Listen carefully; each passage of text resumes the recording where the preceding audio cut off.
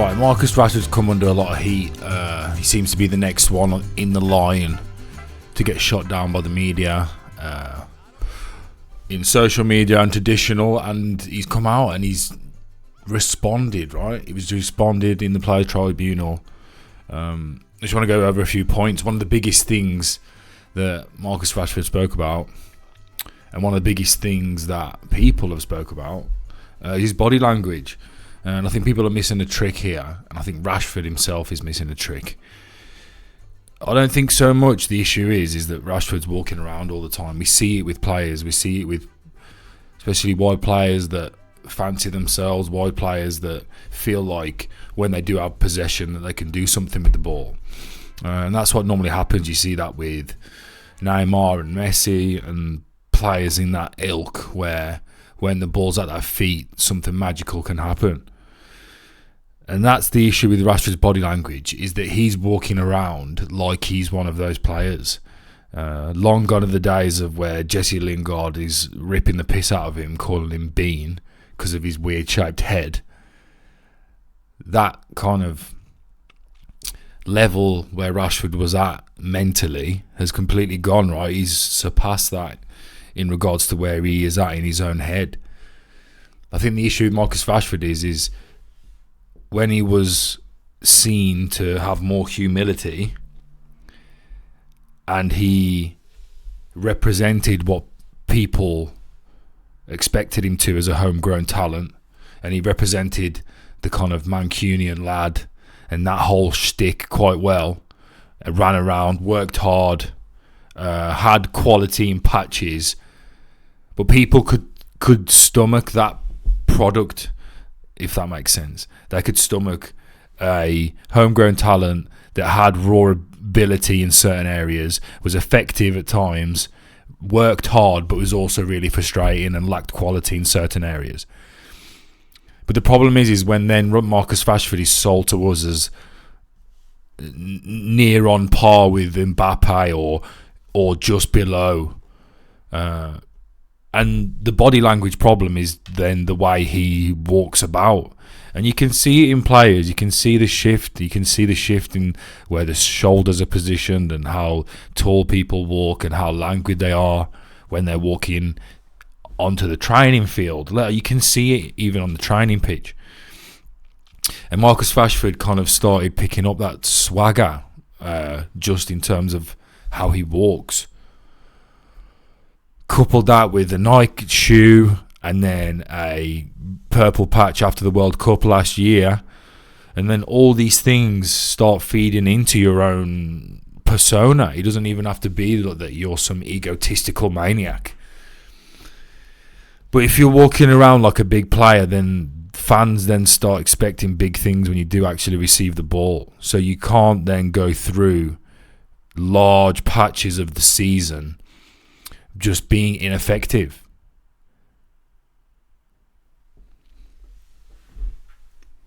People jump on disparity. So when they see something that just doesn't match, so they see a player that's on £350,000 a week and upwards, you see a player strutting around like he's literally Mbappe or Neymar in regards to his body language, but then doesn't have the skill to execute when he does receive the ball. If you walk around like you're going to do something when you get the ball, then you've got to do something when you get the ball. And that's the biggest issue with Marcus Rashford's body language. It's not the fact that he doesn't track down and hunt down play. Loads of players don't do that. And they get away with it due to their kind of humility or the look of humility on a football pitch, with working hard and just running around. Like Bruno Fernandes is the perfect example of this. If Marcus Rashford could take a page out of Bruno's playbook, then he'd be fine. And Bruno just got to say to him, listen, what I do as Bruno Fernandes is I have a performance that's separate to the football performance. I have a performance that's solely for the fans. I'll run after lost causes for no reason, and I know I won't get it, but I'll do it so the fans see me working hard. Like Bruno Fernandes plays the game, and hence why he still has such avid support from a massive part of the fan base. And the fact that people say that he PR Rashford and he's at it again with interviews and whatnot, there's elements of truth to that. I don't really see how people can defend him in regards to saying, everybody does interviews, everybody has a PR team, everybody does have a PR team. But whenever you've seen a player come out due to bad performances and speak on the opinions that people have of him, the opinions that are being said of Marcus Rashford recently are purely football based. No one gives a shit about Marcus Rashford off the field and what he's doing. Of course, when you're pictured in a nightclub, then that comes into the forefront when you've got training and you miss training and you miss the game. That's it. Recently, Marcus, of course, there's a racial undertone to English football and the English media. Of course there is. But if there's somebody that's been kind of dealt a better hand than most of the black players in the Premier League, it is Marcus Rashford. He's been protected and looked after by his own fan base 100% up until recently. The English media have loved him over recent years. Last year, when he was banging in goals left, right and centre, but not necessarily playing incredibly well, the media were absolutely loving him, and they were chanting his name to get into the England starting 11 for the World Cup. He's had a massive support, and I think that just kind of like sticking on the kind of racial element of Marcus Rashford's analysis recently, I think he's a little bit disingenuous in regards to this occasion. The reason Marcus Rashford's getting stick right now is based on what's going on the football pitch.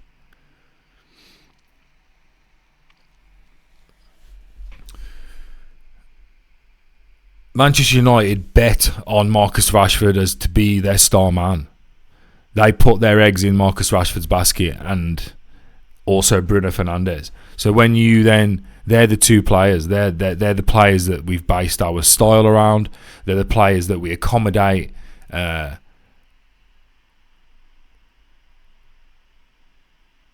the players that we accommodate into the team. So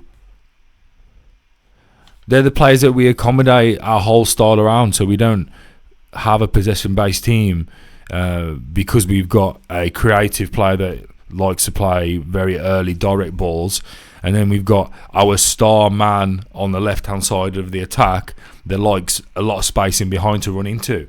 So when your two star players have such streamlined, specific strengths, then you build your team around that.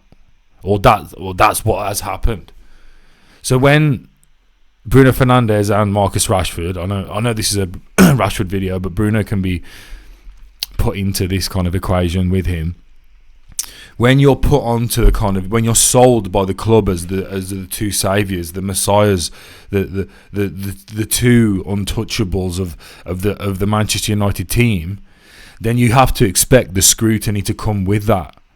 And that's what's happened now. I saw Steve Howson, he was talking about Rashford in comparison to Nani, and he said he was around about the same level, maybe a little bit better. And I think that's the first time where I've heard Steve actually put him in that conversation, because I think, just with no disrespect, but personally, I think that Steve's kind of put him higher than that. And when he was banging in goals last season, I think if you'd have asked him then, he would have said that he's miles better than Nani and he's more closer to the Rooneys and the Ronaldos, or has the potential to be. I think now, because he's showing his true colours again, the majority of Rashford's career hasn't been goal-laden. And I think now people are kind of simmering in regards to their opinions on Rashford, and I think they've kind of simmered down with their kind of potential talk. The reason why people have an issue is the disparity between what people think he is and his level, and then all the noise around him that pushes him up further than that.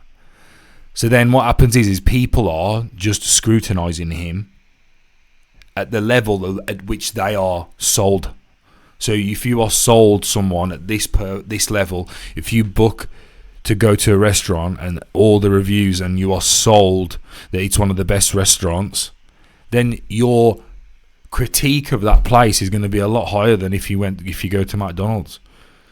And that's what's happened here. We've been sold a 3-star Michelin restaurant, and we've got chicken cottage, and you then analyse and comment on the disparity, and that's all that's gone on here.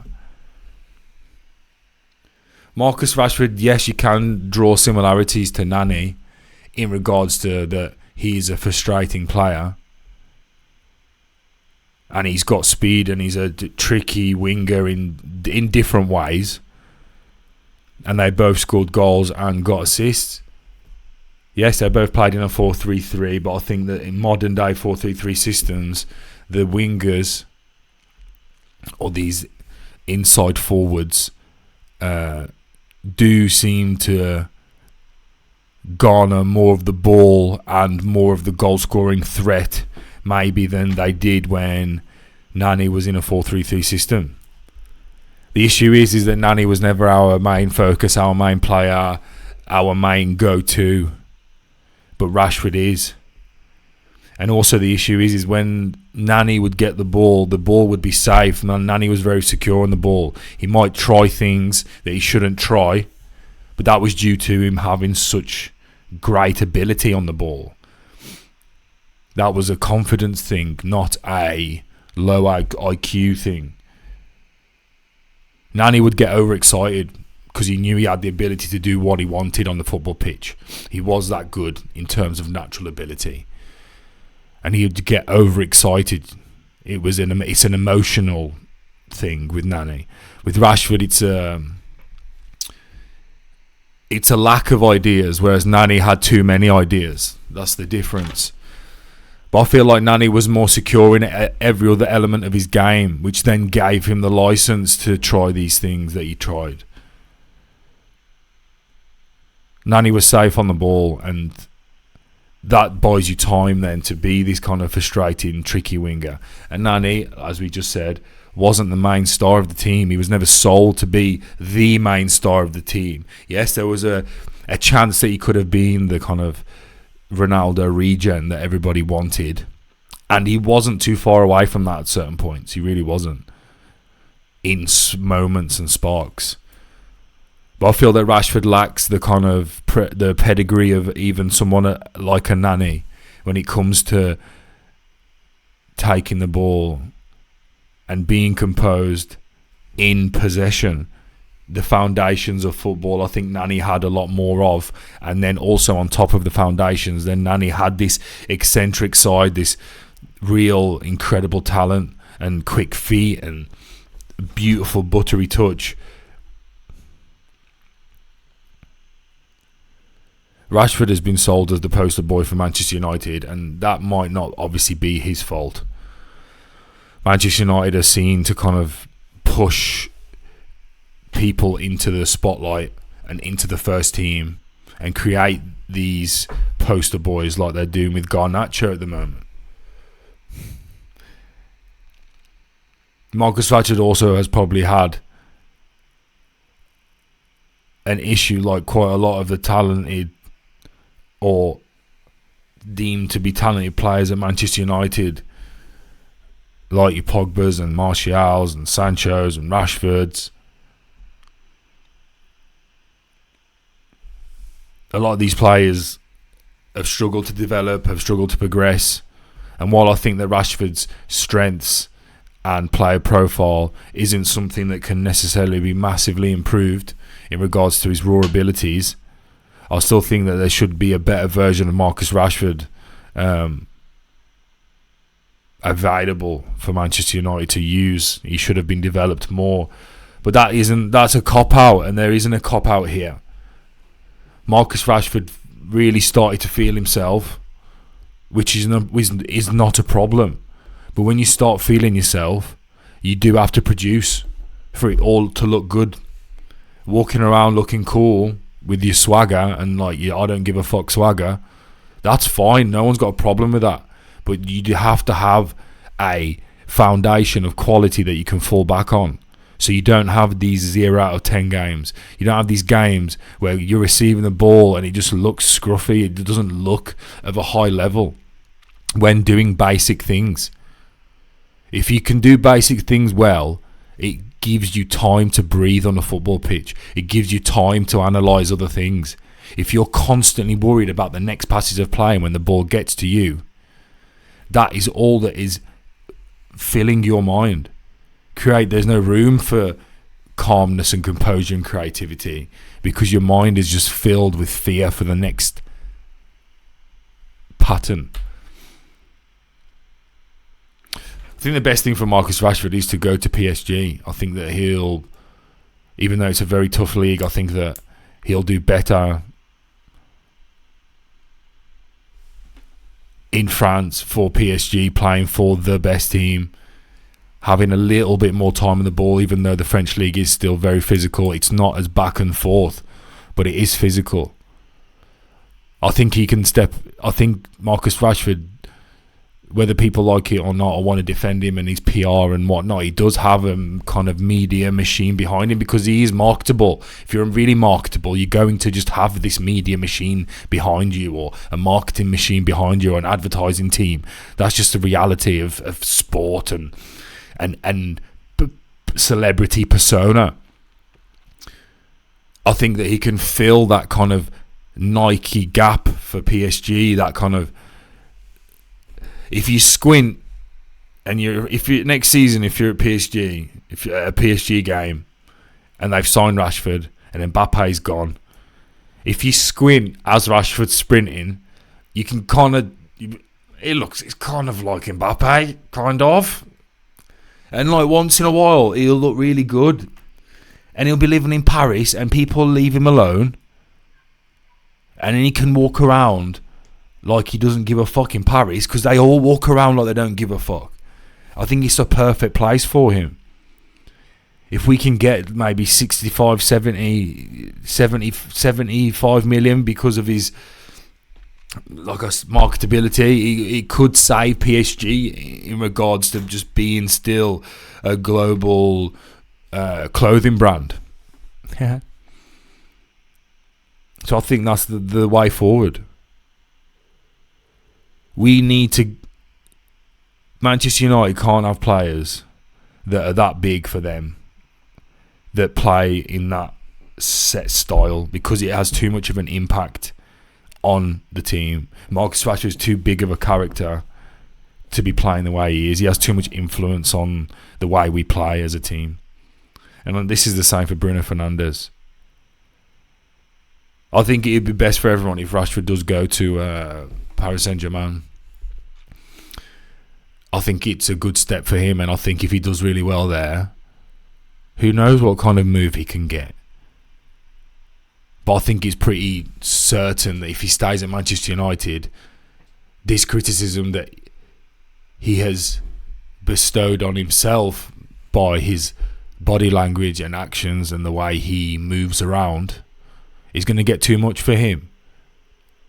He wants everybody to understand who he is, and he can't help but wanting people to understand who he is.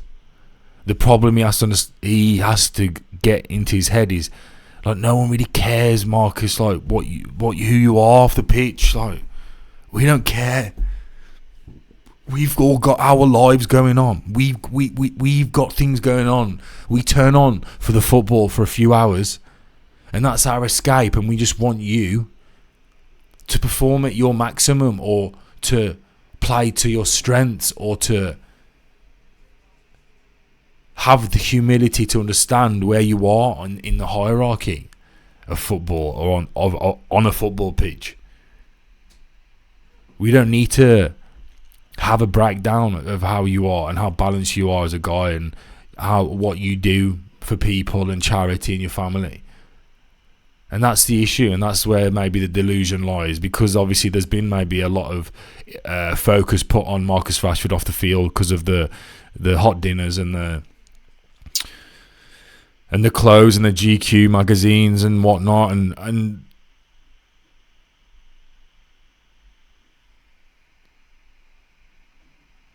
And I feel like Marcus Rashford thinks that people do care about that side of it, because there's been quite a lot of success that he's received from these off the pitch elements. Maybe he thinks that he's now, just because of maybe the hot dinner thing, maybe now he's kind of in the public domain more, and he probably feels like maybe he has a bit more of an open dialogue with the public, because he was on Twitter talking about hot dinners, which obviously is a really good thing, by the way. I'm not trying to disparage it, even though it sounds like it, I am. But the idea being that he has an idea in his head that he's maybe in the public domain a bit more than other players.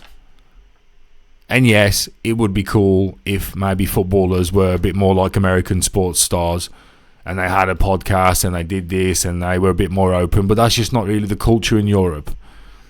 Europeans are just more closed off people than Americans.